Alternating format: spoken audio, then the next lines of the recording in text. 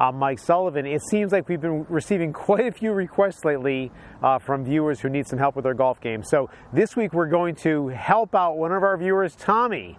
And Tommy's having trouble with getting out of the bunker.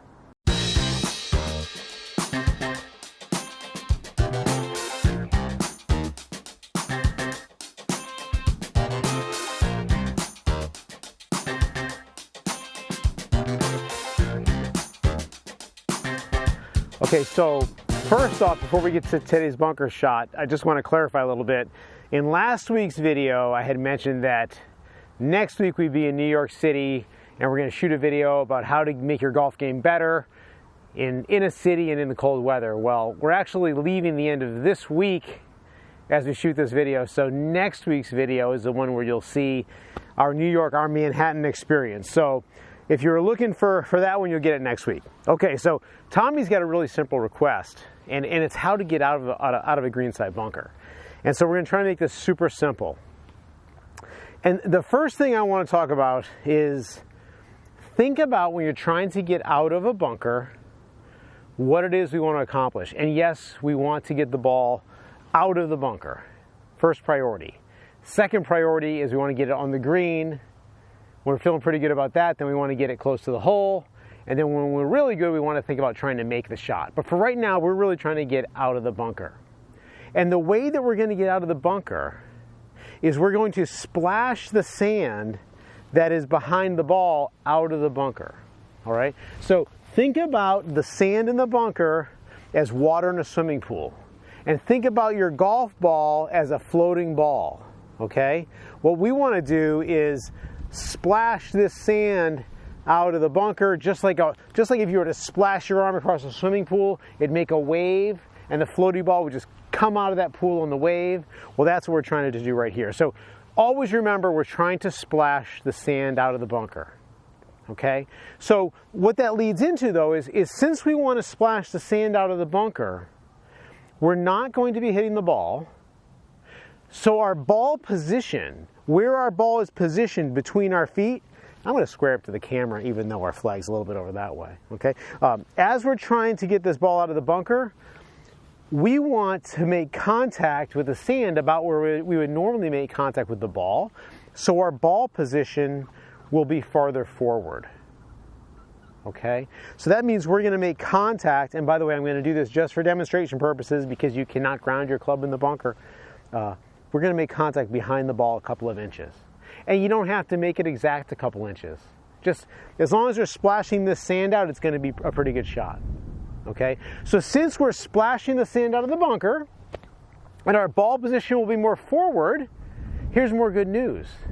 The only part of the club that's going to even touch the sand that we have to worry about is the bottom of the club here. And I'm going to move closer to the camera. I have no camera help, so hopefully I can get this right and you can see this. It won't be blurry. If it's blurry, I'm sorry, okay? So see this part of the club? That's what's going to make contact with the ground right there. That's the bounce of the club. And I've got a 56-degree sand wedge here. Hope that's not too close. So I'm just going to get the bottom of the club splashing the sand. So to make this work well, I've got my club face open a little bit. And the more we open it, the more we activate that bounce. Okay, so think about what we're talking about here. One, we're going to splash the sand out of the bunker. The ball comes out in a wave of sand.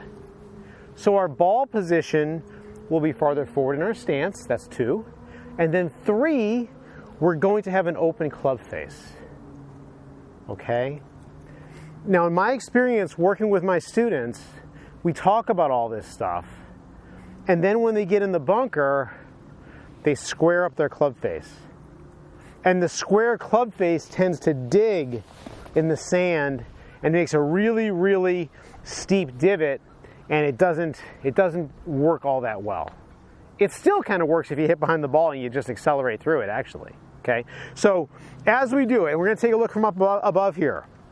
I'm going back to the target. So I'm going to get this club face pointed where I want the ball to go. And then I'm going to have my feet on a line that is open relative to that actual target line. So my feet are going to point well left because I'm a right-handed golfer. And the ball position will be farther forward in my stance because I'm going to splash the ball behind, I'm going to splash the sand not hitting the ball. I'm going to splash the sand behind the ball. So these three things, we really want to have them working for us, okay? We're going to have the ball forward in our stance. We're going to splash the sand with an open club face. And we're lining up that club face at the target, okay? So if I can just splash the sand a couple inches behind this ball, it'll be okay. Now, I don't know if you can see this, but Cookie, the dog, is right in the way. Cookie, you're in the way. You're going to get hit, girl. All right, she's a little bit left of it. No pressure. I got to hit a good shot. Just splash that sand. Out it comes. The sand got her, but that's okay. Okay, so Tommy, in order to get out of the bunker, yeah, use your sand wedge. Splash the sand, but think of this through. You've got to have the ball forward in your stance. You've got to hit the sand first. You've got to have an open club face, but that open club face is open relative to your body. So your body will align well left if you're right-handed so that the club face can go at the target. Boy, I hope that makes some sense. When in doubt, hit a couple inches behind the ball and accelerate. You got to practice a lot, but you'll be able to get really good at this. I hope that helps. We'll see you next time.